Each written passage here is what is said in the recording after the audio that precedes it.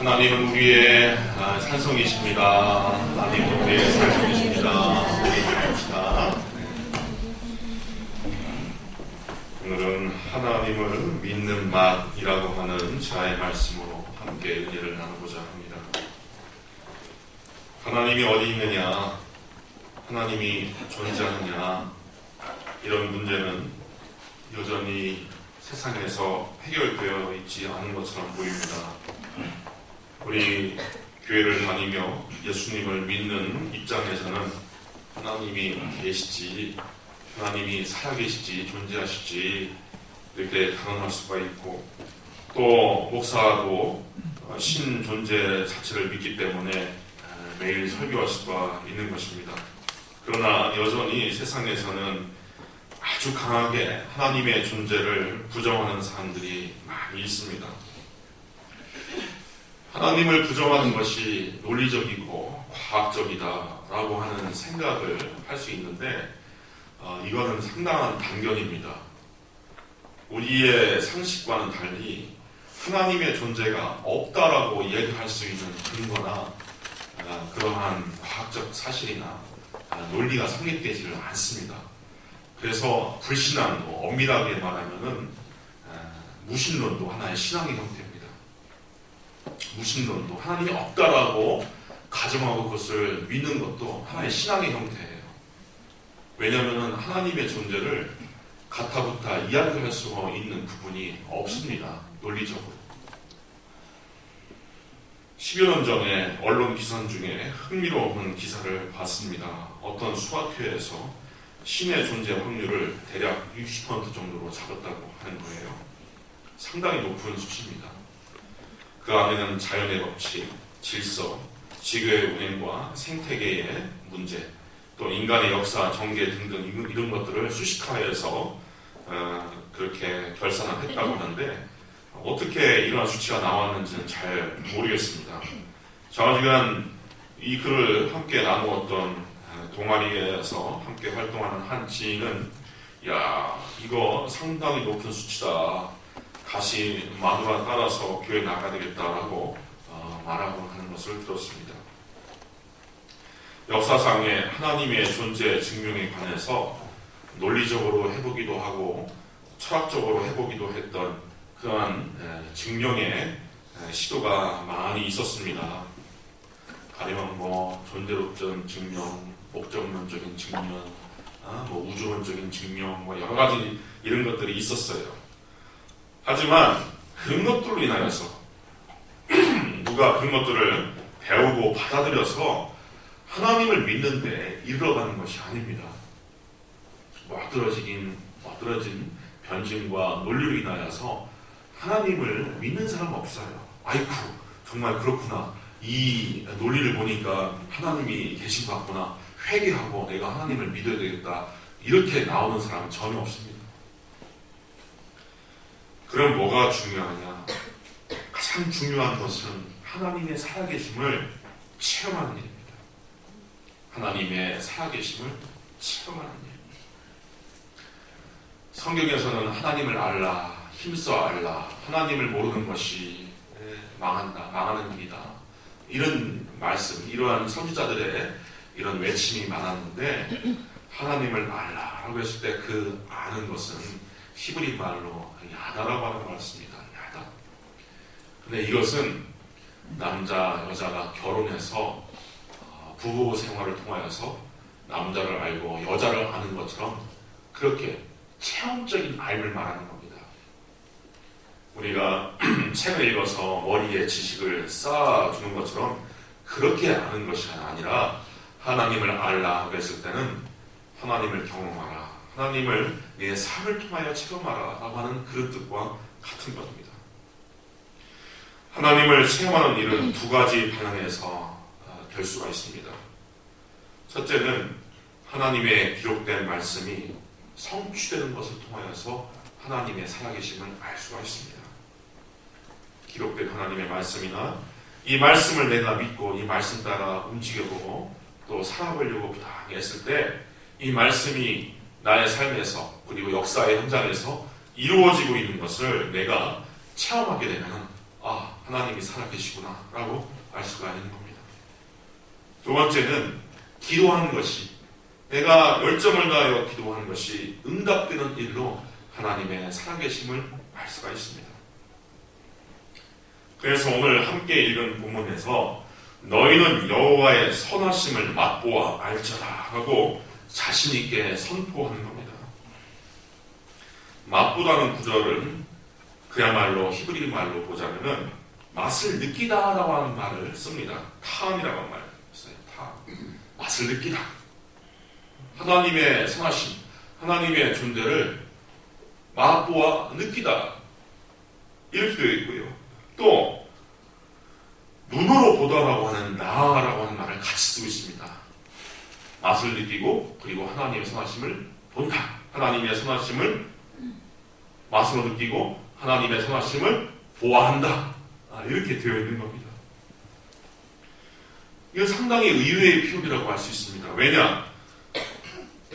여러분들이 어디 세상에 나가서 전도를 하려고 해보려면은 스스로 주눅 들고 내가 어떻게 말을 만들어야 될지, 어떻게 조리 있게 말을 만들어서 하나님의 살아계심과 예수님의 복음을 증거해야 될지 고민되는 분들도 계실 겁니다. 그러나 오늘 본문은 하나님의 살아계심을 아주 강차고 자신있고 확실한 표현으로 우리에게 제시하는 것입니다.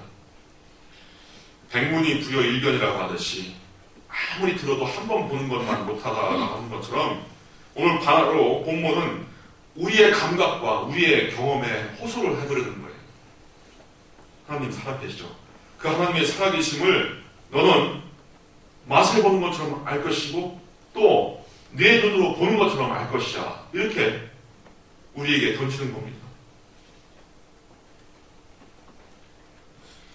제가 내륙에서 나고 자라서 바다를 구경하러 간 지는 초등학교 4학년 때 비로소 갔습니다.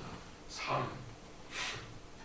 나고 자란 대전이라고 하는 곳에서 서해 앞바다 대천 해수욕장까지 상당히 멀었습니다. 제가 자랄 때 대전에서 논산에서 보령으로 칠갑산을 넘어갔고 다시 대천으로 가려면은 지금 대전에서 마산 온 것보다 더 멀었어요. 3시간, 4시간 걸렸습니다. 그래서 제 또래는 내륙에서 자라면 바다 구경 못하고 자라곤 했습니다. 가장 궁금했던 게 그거였어요. 바닷물이 짜다고 하는데 정말 짤까? 얼토당토 않지 않습니까? 바닷가에서 자라신 분들은 이렇게 생각하는 것이 이상하잖아요. 정말입니다. 그렇게 바닷물이 짜다고 하는데 정말 짤까? 그래서 제가 수영복으로 갈아입고 바닷물에 뛰어들어서 가장 먼저 했던 일은 한번 마셔보는 거예요. 짜서 죽을 뻔했습니다. 그 순간에 저는 그 순간에 5대양의 바닷물을 맛본 거예요. 맞습니까? 5대양의 바닷물을 맛본 거예요. 대서양이든 태평양이든 인도양이든 어떤 바다든 그 바다의 맛은 짜다라고 하는 것을 제가 체험적으로 느낀 겁니다. 바로 오늘 이 시편의 기자는 우리들에게 하나님의 맛을 봐라 그럼 알 것이다. 그리고 그분은 참 선한 분이시다 라고 하는 것을 맛보게 될 것이다. 이렇게 자신있게 메시지를 던집니다. 그러면 어떻게 하나님의 선하심을 맛보아 알 수 있게 되는가?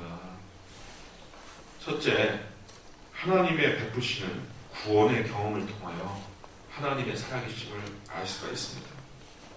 6절에 보니 이 곤고한 자가 부르짖음에 여호와께서 들으시고 그의 모든 환난에서 구원하셨도다. 여호와의 천사가 주를 경외하는 자를 둘러 칭치고 그들을 건지시는도다 했습니다. 모든 환난에서 구원하셨다. 환난에서 구원받는 것도 참 중요하지만 우리의 삶의 근본적인 문제, 우리의 삶이 어디로 가는지, 또 어떤 위경에 갈 수 있는지, 또 우리가 하나님의 나라에 갈 수 있는지 아니면 하나님의 나라에서 유기되어서 멸망의 길로 갈 수 있는지, 이 문제를 해결하는 것이 이게 구원입니다. 많은 사람들이 입으로 명백하게 밝히지는 않지만 이러한 사고방식, 이러한 불안에 이렇게 침잠해 있는 경우가 많이 있습니다. 가령 나는 세상과 조화롭지 않다. 운명은 나에게 적대적이다. 난 참 이 거칠고 험악한 운명에서 벗어나기 힘든 모양이다. 어떤 신적인 존재가 있다면 나를 미워하는가 보다. 나는 불안한 존재다. 운명은 내 편이 아니다. 라고 하는 생각으로 짓눌려 있는 사람들이 의외로 많아요. 의외로 많습니다.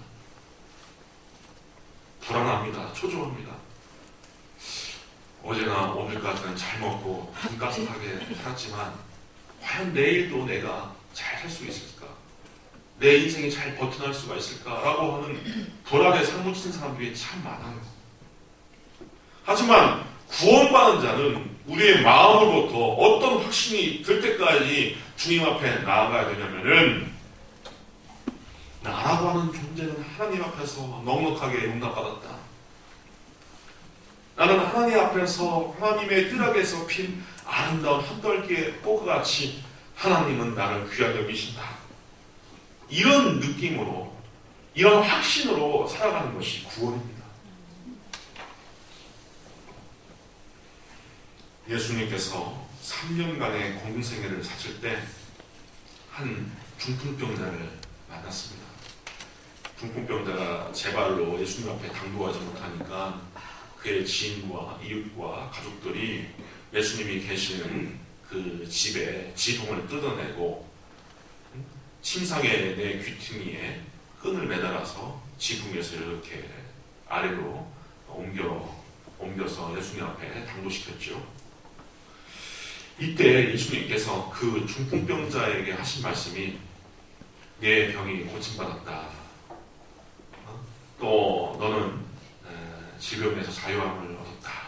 이렇게 말씀하지 않고 예수님께서 뭐라고 말씀하셨냐면 작은 자야 안심하라. 내 죄사함을 받았느니라. 이렇게 말씀하십니다. 먼저 썼던 성경에서는 소자야 안심하라. 내 죄사함을 받았다. 이렇게 들어있었어요. 왜 예수님께서는 안심하라라고 하셨을까? 안심하라 하셨을까? 예수님께서는 자신의 몹쓸 운명에 대해 날마다 괴로워하는 이 중풍병자의 근본적인 문제가 무엇이는지 아셨습니다. 육체의 고통보다 더 심각한 고통은 중풍병자의 마음에 들어서 있는 불안과 부정적인 자아상이라고 하는 것을 예수님께서 아신 겁니다. 나는 행복할 수가 없다. 나는 이 중풍병에 짓눌려서 사는 내 모양새를 볼 때 나는 심각하게 하나님으로부터 버림받은 존재다. 나는 구제불능이다. 이렇게 살아서는 뭐하냐. 이런 생각이 이 중풍병자의 마음을 늘 괴롭히고 그의 삶에 짓눌려 있었던 겁니다. 예수님은 이 사내를 고쳐주기 전에 그 마음에 박혀있는 불안과 부정적인 자상이 깨끗이 일소되어야 한다라고 하는 것을 예수님께서 아셨던 겁니다. 그런데 그런 것들이 인간이 노력하고 몸부림친다고 해서 없어지는 것이 아닙니다. 새해를 맞이해서 우리 성모님들 동해안을 찾아가셨든지 떠오른 그 해를 바라보면서 한번 잘 보겠다고 그렇게 일출을 보시는 분도 계실지 모르겠지만 그렇게 인간 스스로 자기 본의적으로 마음을 고쳐 세운다고 해서 그게 됩니까? 내 마음을 한번 잘 정리해보고 내 마음을 한번 잘 내가 다스려 보겠다고 한들 그게 됩니까? 안 됩니다. 안 됩니다. 하나님께서 인정해 주시고 하나님께서 선포해 주셔야지 되는 겁니다. 갓난 아이보다 더 때묻지 않는 상태로 되돌려 놓으실 수 있는 분, 우리의 근본적인 죄를 해결해서 하나님과 화해를 이루실 수 있는 분, 험악한 운명을 벗게 하실 수 있는 구세주만이 나를 자유롭게 하실 수가 있는 것입니다. 우리 성도님들 가운데 그러한 그들이 있습니까? 내 인생은 불안해, 위태로워. 내 죄 때문에 언젠가 내가 보험을 받을지도 몰라.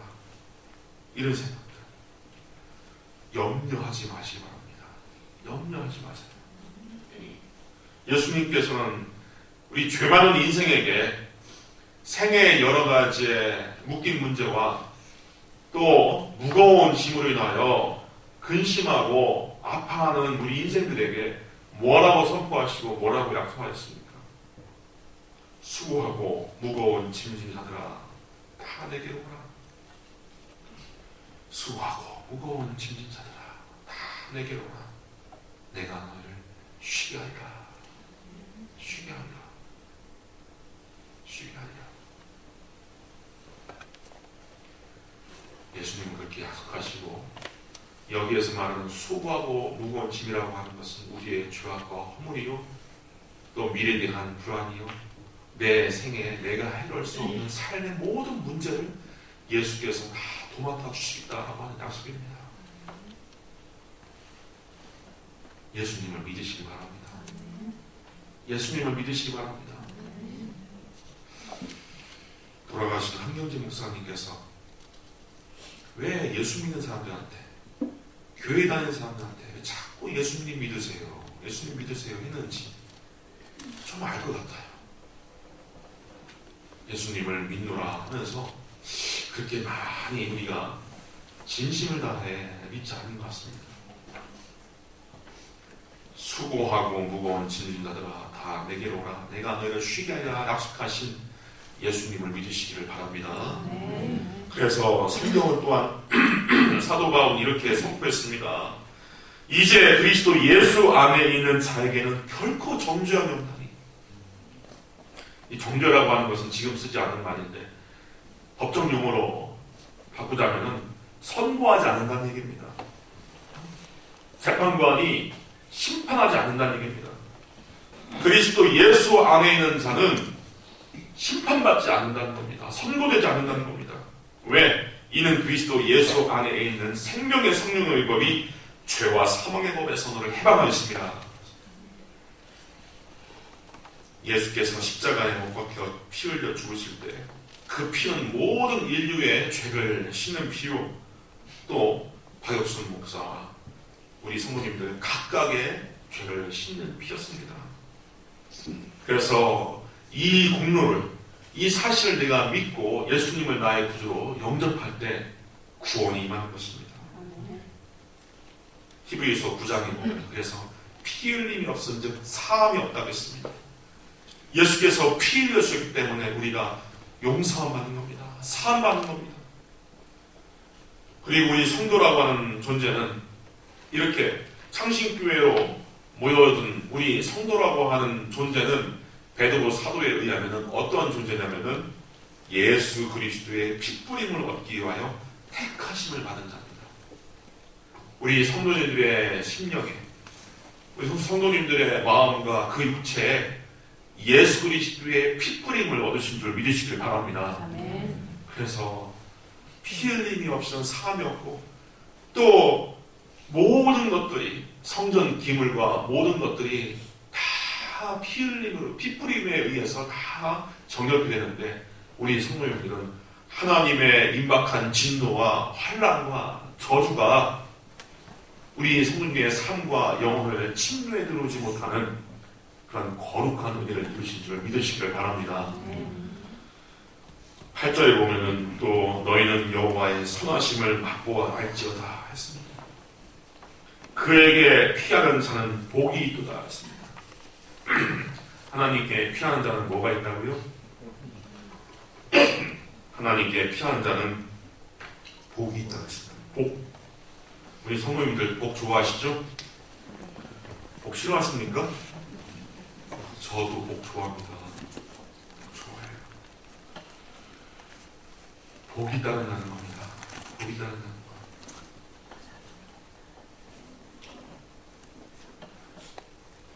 우리 가정이, 우리 가문이 예수 믿기 전에는 참 복이 없었습니다. 복이 없었어요. 중조부 이하에 집안이 망해갖고 중학교나 제대로 나오면은 아주 잘 나온 그런 집안이었습니다.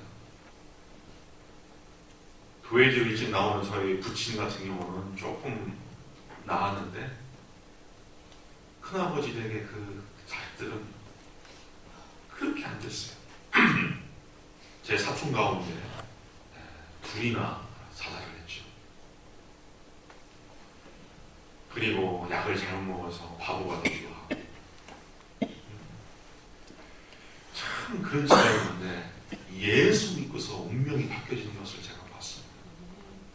예수 믿고서 지금은 어엿한 피자집 사장이고 돈 잘 벌고 또 예수 믿고 부모님 할머니 공양 잘하고 예전에는 그렇게 사망에 응징한 그늘이 그려져 있었는데 지금은 그렇게 맑고 또 명랑하고 또 이렇게 집안 공기마저도 달라지는 것을 제가 봅니다. 성모님들, 세상에서는 사람의 힘으로 해결될 수 없는 몫이 분명히 있다는 것을 아셔야 됩니다. 지난 주일에 우리가 북미 정상회담을 봤습니다. 전 세계인들이 기대를 가지고 본 세계의 회담이었지만 소득 없이 끝났어요. 참 사람이 해보려고 해도 안 되는 게 바로 그렇게 나타나는 것 아닙니까? 고대 철인 플라톤은 자기의 저서 국가론에 이런 한 구절을 썼습니다. 칼레파 카 칼라. 좋은 일이 잘 안 된다. 이런 거예요. 아름다운 것이란 잘 이루어지지 않는다. 좋은 일이라고 하는 것은 잘 성취되지 않는다라고 합니다. 인생의 솔직한 고백입니다. 칼레파 타 칼라. 아무리 우리가 염원을 하고 바라고 아무리 덕담을 나누고 해도 안 되는 게 있습니다. 이게 인간이에요. 이게 인간.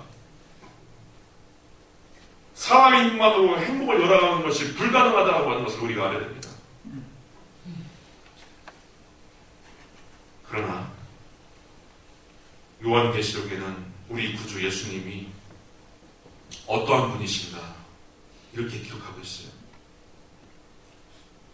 진실하사 다윗의 열쇠를 가지신 이 곧 열면 닫을 사람이 없고 닫으면 열 사람이 없는 분이 바로 예수님이시다. 그분이 문을 닫아버리면 열 사람이 없고 문을 열면 닫을 사람이 없다는 겁니다. 인류의 역사와 개개인의 삶의 여정 가운데 모든 것이 다 예수님의 열쇠에 달린다는 겁니다. 그래서 우리가 예수님께 의지하고 예수님의 능력을 힘입어서 살아야 하는 겁니다. 인간적으로 이렇게 하면 되겠지, 이렇게 해보면 성취되겠지, 성공되겠지 하는 것이 실패로 끝나는 것이 참 많습니다. 하지만 이게 될 법한 일도 아닌데, 이게 있을 수 없는 일인데 되는 것이 또 있거든요. 하나님이 도우시면 그게 가능한 겁니다. 1958년에 중국 모택동이라고 하는 지도자가 스촨성을 방문을 했는데 그 들판에서 참새들이 곡물을 쪼아먹는 것을 봤어요. 아하, 참새를 싹 잡아다가 제거를 해버리면은 곡물 소출이 좋겠지 라고 생각을 해서 그 해부터 한 해 동안 무려 2억 1천 마리의 참새를 잡아냈답니다. 그렇듯하죠. 인간적인 생각으로, 인간적인 계산으로 그렇게 하면은 곡물 수확이 아주 소출이 좋을 것으로 기대가 되죠. 맹물. 참새가 사라지자 메뚜기를 비롯한 해충이 창궐하고 오히려 농작물이 초토화됩니다. 그래서 그로 인하여서 1958년부터 3년간 중국인 4천만 명이 죽는 대기근이 발생합니다. 그래서 황금으로부터 참새 20만 마리를 얻어다가 풀어놓는 듯 이런 궁여지책을 써봤지만 이미 게임은 끝난 거죠. 이게 사람의 생각입니다. 이렇게 하면 되겠지. 이렇게 하면 한번 문제를 해결해 볼 수 있겠지. 하지만 안 될 수가 있다는 겁니다. 우리는 겸손하게 하나님의 능력과 인류를 구해야 됩니다. 사람의 보기에 불가능하다, 이것은 안 된다 하는 일에 하나님께서 개입하시면 놀랍게 역사가 되는 겁니다. 그리고 인간의 지혜와 수완이 그친 곳에 하나님께서 일하시는 역사가 펼쳐지는 것입니다. 그래서 우리는 믿음이 필요한 것이고 기도가 필요한 것입니다. 예수님께서 말씀하셨습니다. 내가 진실로 너에게 이르노니 누구든지 이 산더러 들리어 바다에 던져지라 하며 그 말하는 것이 이루어질 줄 믿고 마음에 의심하지 아니하면 그대로 되리라.